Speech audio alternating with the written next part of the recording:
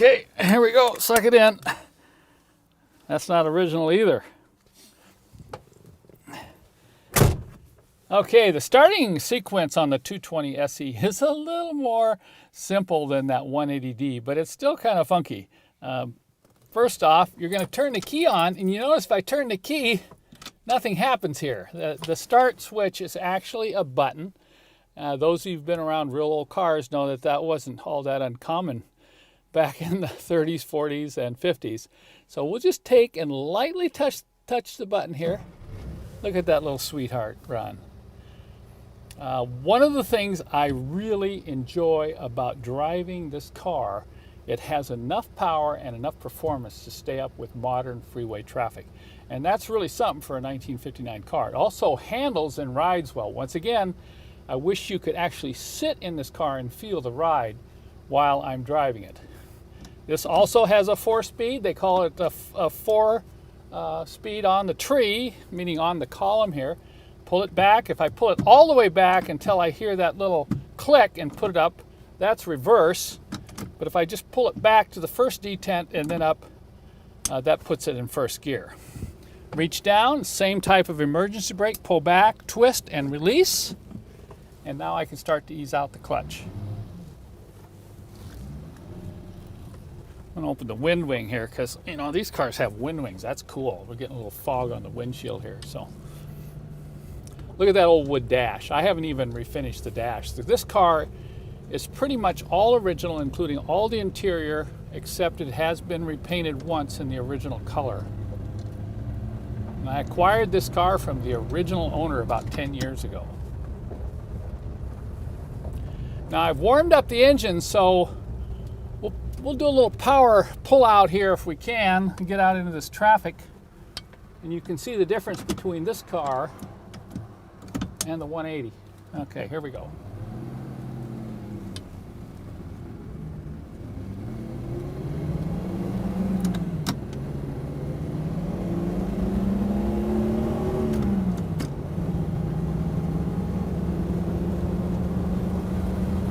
Running, yeah.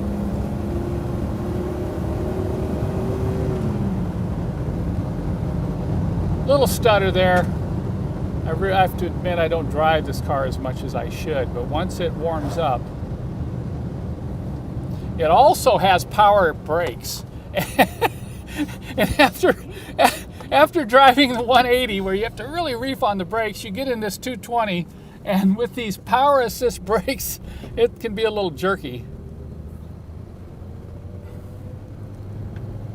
Now I'm just going to sit here and we'll just cruise down this road, get up to about 60 miles an hour, and you can kind of feel how it's very quiet and very smooth. It has, you know, independent suspension, overhead cam engine. But if you watched my other video road test in the 108, I wish I had a lower ratio rear end in this car. Now I'm cruising along here at about 50, and this engine's revving up pretty good.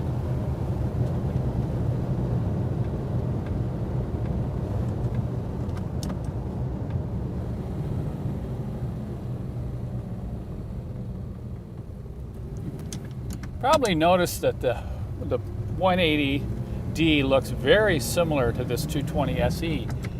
It's because they actually have the same body. From the firewall aft, the bodies are identical.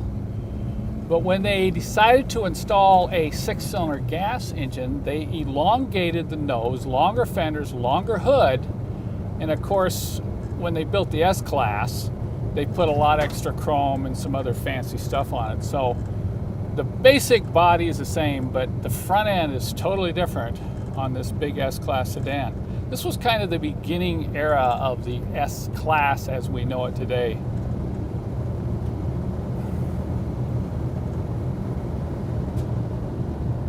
Now let's see if I can do a little better on the braking here.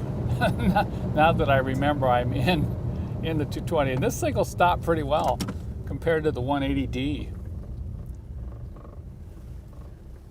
Okay, now that this little sweetheart is fully warmed up, let's put it to the power test now. I'm not gonna...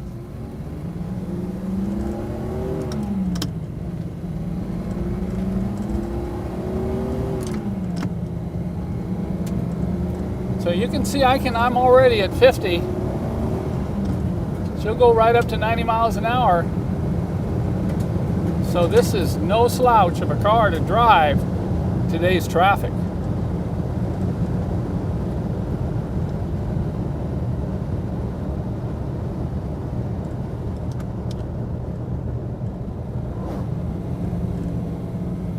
Probably look at that speedometer. That's something that's a little different. You know, it's got a sliding needle that goes back and forth.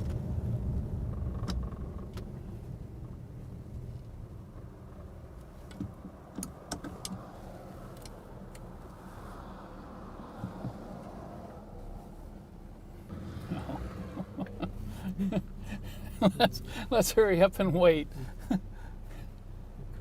And this isn't even rush hour traffic here. What's going on?